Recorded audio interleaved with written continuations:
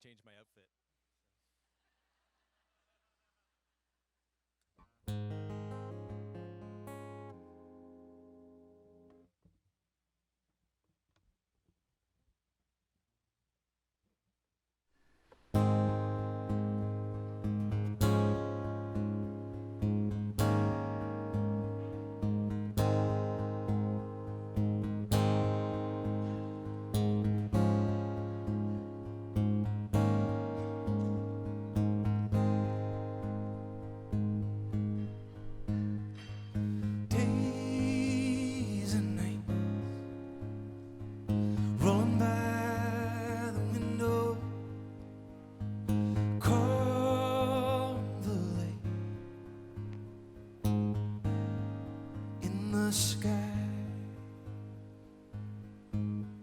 Did you see like the best of me in the free reverie? Oh, would you believe I gave it all away?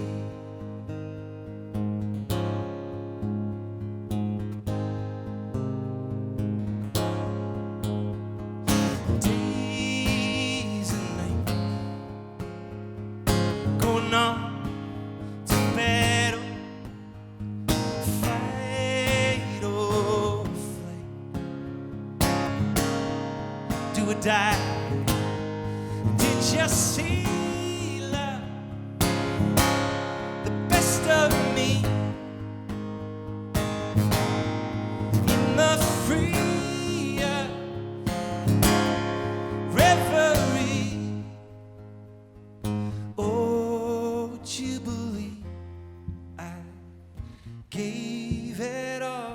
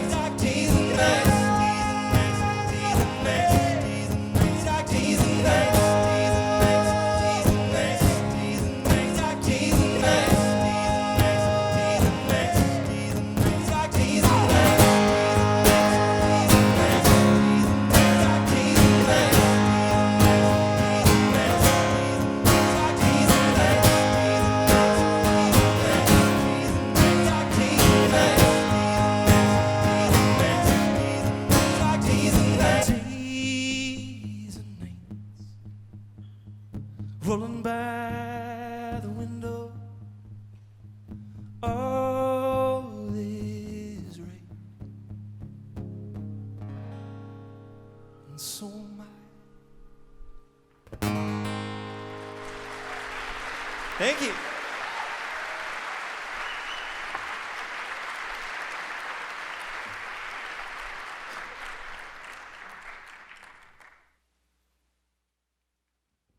Hi, everybody. How's it going? Nice to be with you. I didn't realize that this hour of the day actually existed. We've heard speak of it in the music world, but I'm one of the pioneers of actually sound checking at 6 in the morning. So hi, everybody.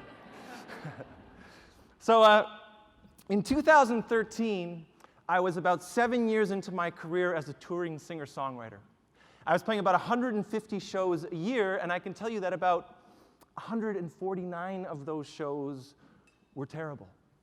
I was sleeping on floors and driving through snowstorms, and not a lot of people were coming to see me play.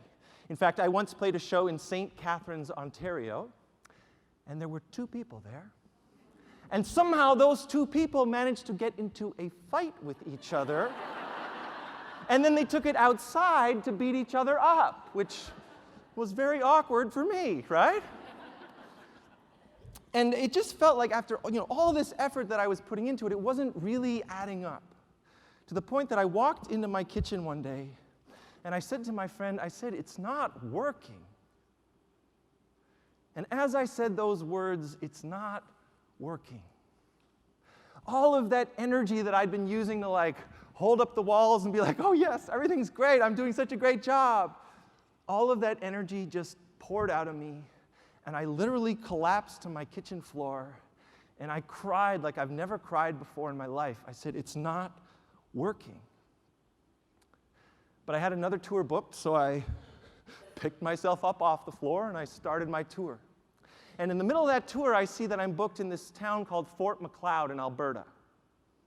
See, nobody ever goes, "woo," because nobody's from there, right? I'm much more likely to hear a moo than a woo, because there's way more cows than people in Fort Macleod, Alberta. So not only am I playing in this town I'd never been before, but I'm booked at this place called the Empress Theater. And I'm like, Empress Theater? Like, that sounds nice. Normally, if I'm playing a town for the first time, it's like Joe's Armpit Pub and there's 2 people fighting in the parking lot, not the Empress Theater. And I Google this place, and it's this beautiful 300-seat theater. In my brain, I'm like, who is going to come to this show? So anyways, I walk out on stage expecting the worst, and the place is packed. And not only is it packed, like, they're actually there to see me. Like, they're like screaming my name, and they know all of my songs, and they have like posters like, "We love you, Peter." And I'm just playing this show, and I'm having like the greatest night of my life, but also in the back of my mind, I don't know if you've ever seen that movie, Searching for Sugar Man. I'm like, somebody made a lot of money off of me, and I don't know how. But I'm having so much fun that I don't care, and afterwards I'm like signing autographs and taking selfies, and finally everybody goes home except for the 2 guys that have organized this show. And I walk up to them, I'm like, "Guys, like, what happened here?" And they say this to me. They say, "Well, Peter, we run this 12-day program for teenagers. And we take them up into the mountains of Alberta, and we take them hiking and rock climbing and whitewater canoeing. And we don't care if they get good at those things. What we care is that they learn how to do things that challenge them, that they develop empathy by having to take care of each other.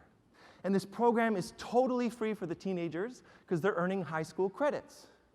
But because they're earning high school credits, we had to create a curriculum. So we created this emotional curriculum, and in order to anchor the learning of that curriculum, we have been using your songs. So basically, hundreds of kids every summer are being forced to learn my music. I was like, this is fantastic. How do we force everybody? Let's do this everywhere, right? But then they say this to me. They say, "Actually, Peter, there's more to the story. So we don't really have a hiring policy here at Faces." That's the name of this organization. "We just find people that we know would be perfect to work for us, and we go after them. And we've been coming to your shows in Lethbridge for all these years, and we think you'd be so perfect, so we called up your manager. We're like, 'Hey, will Peter come work for us?' And he's like, 'Hey, Peter's not a camp counselor. Thank you very much.' So we organized this show so we could ask you directly, 'Will you come work for us?'" And my heart's just like as open as it could be. I'm like, "Of course, I'll do anything you tell me. This was amazing." And a few months later, I flew out to the mountains of Alberta, and I had the most unbelievable 12 days of my life. And now, 7 years later, and every summer since, in the summertime, I put my music career on pause and my speaking career. I set a little auto-reply in my email, and I fly out to the mountains of Alberta, and I now actually run that program for a few weeks every summer, and it's the best thing that I do.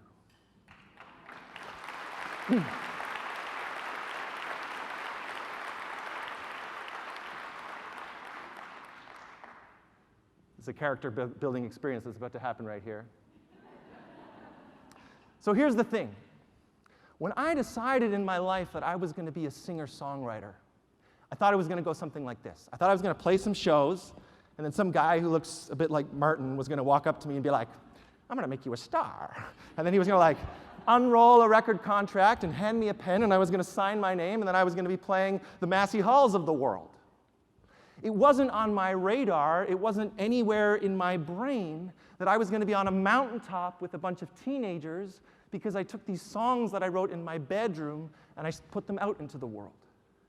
It wasn't on my radar that I'd get an email from a woman telling me that she was getting married, but that her father had passed away a couple years earlier, so he couldn't walk her down the aisle. So as a way of kind of bringing him back, she walked down the aisle to a song of mine that the two of them had loved together.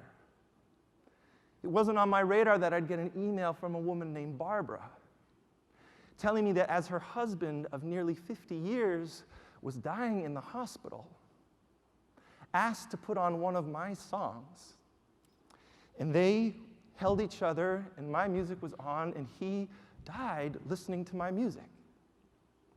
And for her 50th birthday, her kids wanted to do something to cheer her up after a very difficult year, sorry, her 75th birthday. And so they hired me to come show up at her birthday party. And she walks in, and I'm standing there, and she just like drops everything that she's holding. And for the next hour and a half, it was all request hour for Barbara in her living room. So none of those things, if you really think about it, none of those things are really in my control. And all of those things for me are proof that we really have no idea sometimes the impact of the work that we're doing. We don't control that part. What we control is how we show up. I've had the honor of giving a lot of talks over the last few years to all kinds of different groups and organizations, and no matter who I'm speaking to, I feel like my job is always the same thing. I don't ever want to stand up here and all of a sudden pretend to be anything that I'm not. I'm not a psychologist, I'm not a sociologist, I'm not really a business expert. You know, when I first got into speaking, someone was trying to explain HR to me. I had no idea what that was, right? I'm a guy that writes songs in his bedroom and gets up on a stage and plays them for people. And I've done that thousands of times. And so when I get asked to give a talk, I feel like my job is always the same, which is to figure out how do my experiences and your experiences overlap. And this morning is no exception. So I'm like, okay, well, who's going to be in the room this morning? And I did my research, and I figured out that basically whether you work for a company, a not-for-profit, an association, every single person you're sitting in your seat here this morning because in some capacity you work in events. So I put the word event planner into the Google to see what would come up. And what came up was a list of the most stressful jobs of all time. Literally, this was the list. Okay, number one on the list was like military, then there was like firefighters, police officers, event planners, and then below that was journalists in the field. So I literally got this visual, okay, right? So picture this. So on one side, you have like the tanks, you know, and the military people and the police officers and the fire people with their hoses and their trucks. And then on the other side, you have like the journalists trying to cover the story and all the innocent villagers.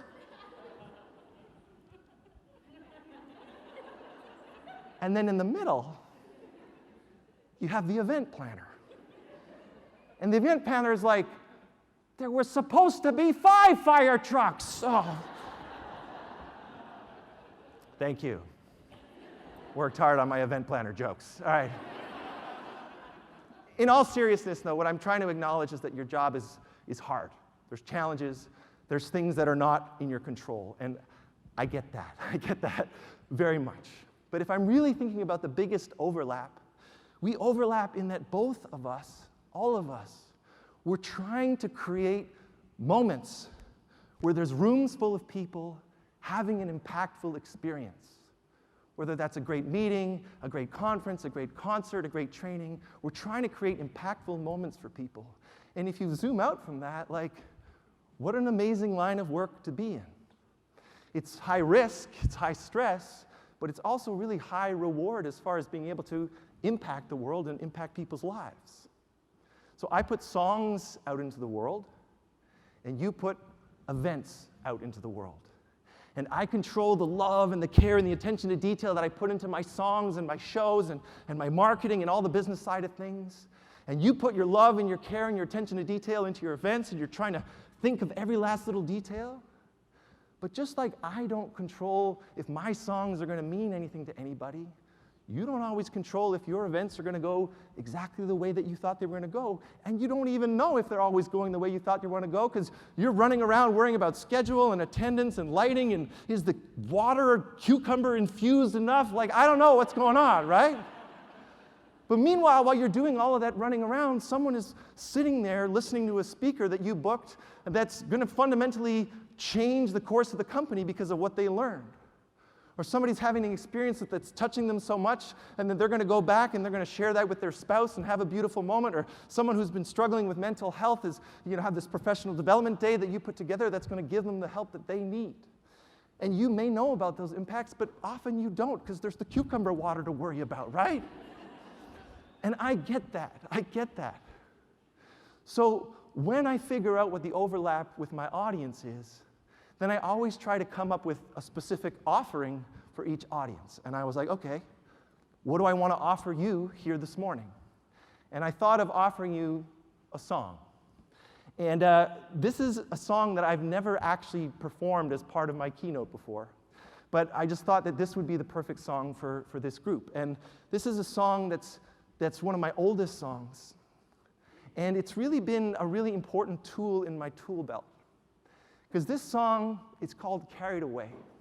And what this song does, it just gives me this little reminder when I'm up on stage playing this song to take that moment, to step back from all the things that I'm thinking about and all the things, is that going this way, is that going that way, and just take a moment and say like, oh, wow, look at what's happening, and be present.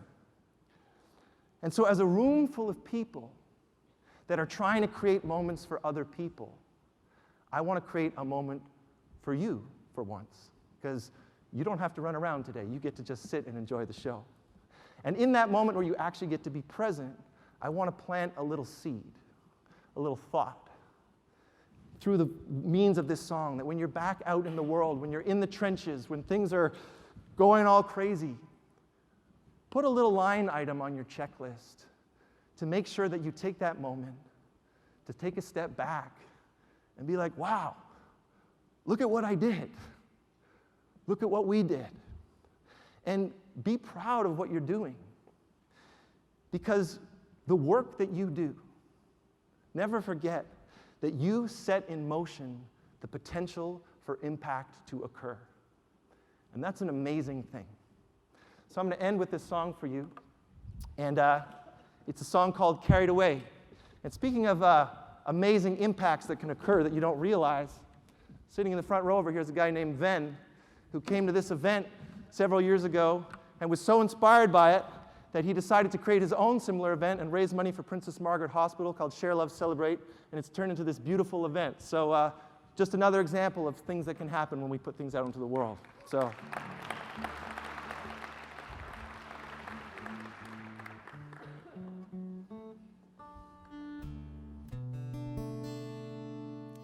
Here we go. This is called Carried Away.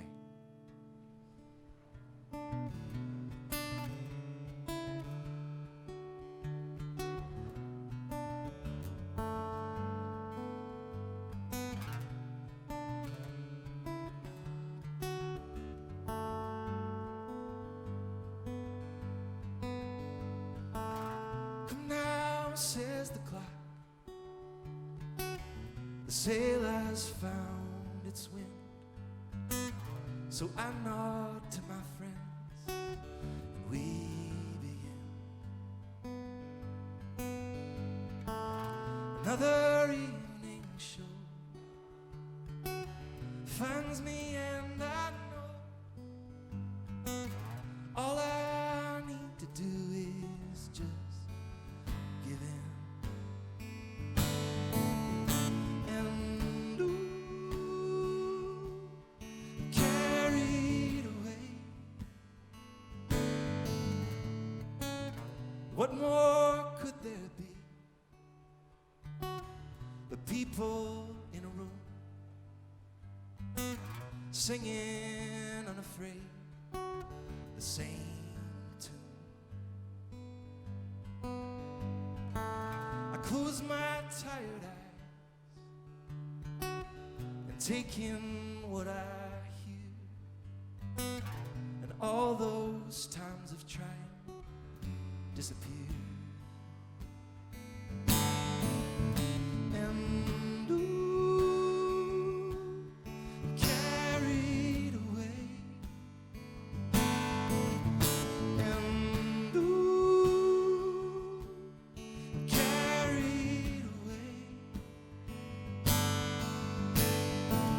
From this point of view, staring out at you, every wish I've made, it comes true. I got a sing-along part for you. You ready for this? Sounds like a yes. All right. Goes like this.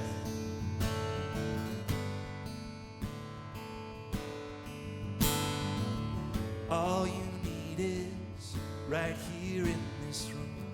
All you need is right here in this room. Right here. Turn it up. All you need is right here. All you keep it going.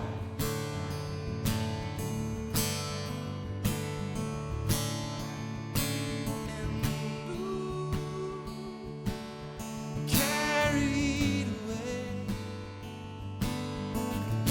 And ooh, carried away. Oh,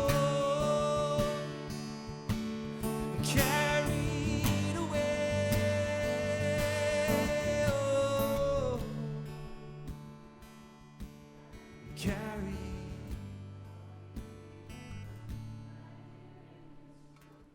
Now says the clock, the sail has found its wind. So I nod to my friends and we begin.